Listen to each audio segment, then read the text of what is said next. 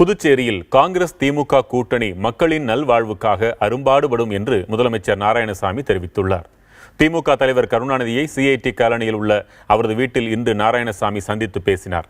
புதுவையில் திமுக ஆதரவுடன் ஆட்சி அமைத்த பின் மரியாதை நிமித்தமாக கருணாநிதியை சந்தித்ததாக நாராயணசாமி தெரிவித்தார்.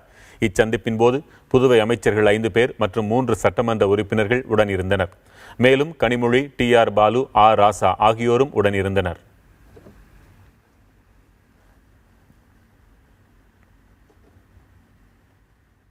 புதுவை விமான நிலையத்தை அதாவது விஸ்தரிக்கிறதுக்கான ஒரு திட்டம். அதுக்கு தமிழ்நாடு அரசிலிருந்து எங்களுக்கு தமிழகத்திலிருந்து நிலம் தேவைப்படுது. இது சம்பந்தமாக நாங்கள் பேசிக் கொண்டிருக்கிறோம்.